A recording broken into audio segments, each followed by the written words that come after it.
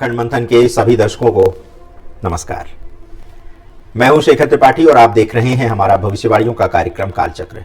तो कालचक्र के आज के एपिसोड में देखिए अमेरिका में रहने वाले भारतीय ज्योतिषाचार्य श्री पीवी नरसिम्हा राव की भविष्यवाणियां, जिसके सत्य होने के आसार अब दिन ब दिन बढ़ते जा रहे हैं। राव का मानना है कि 2024 से मोदी के नेतृत्व में एक सशक्त भारत के सामने आने से संसार में शक्ति संतुलन गड़बड़ा सकता है। उनके अनुसार सनातन धर्म एक वैश्विक धर्म का रूप ले सकता है, जिसका आरंभ 2024 से हो चुका है और धीरे धीरे ये सारे संसार भर में छाने जा रहा है। वे 2020 से 2030 के दशक को अब तक का सबसे उथल पुथल वाला दशक मान रहे हैं। उनका कहना है कि भारत को 2030 में चीन से होने वाले युद्ध को लेकर अभी से तैयारी आरंभ कर देनी चाहिए।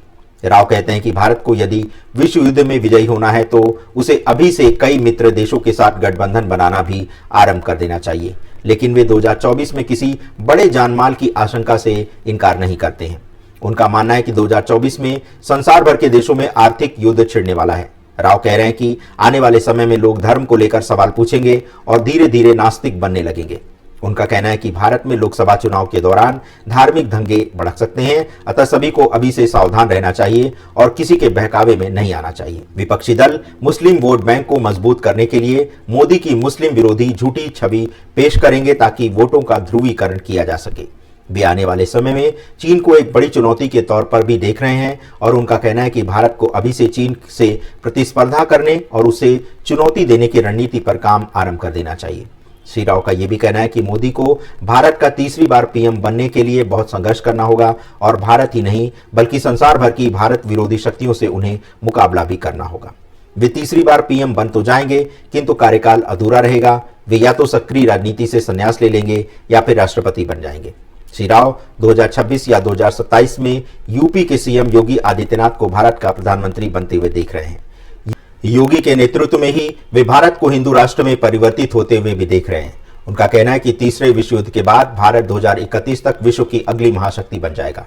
इसी दौरान भारत का मुख्य प्रतिस्पर्धी देश चीन होगा, जिसे पिछाड़ने के लिए भारत को अपना सारा ध्यान तकनीक से लेकर रक्षा उपकरणों तक पर केंद्रित करना होगा। श्री राव का यह भी कहना है कि तीसरे विश्व युद्ध के बाद से ही भारत और इजराइल संसार की दो प्रमुख शक्तियां बन जाएंगे और इन्हीं के इर्द गिर्द संसार की शक्ति का संतुलन केंद्रित होगा।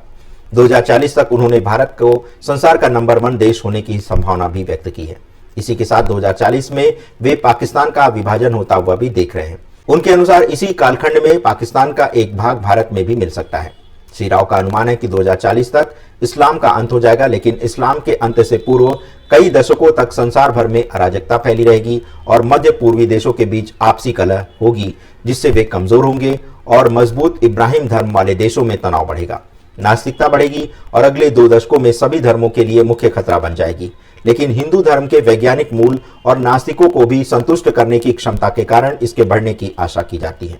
उनका यह भी मानना है कि जैसे जैसे भारत अधिक शक्तिशाली होगा, वैसे वैसे हिंदू धर्म पूरे संसार भर में अधिक स्वीकार्य हो जाएगा।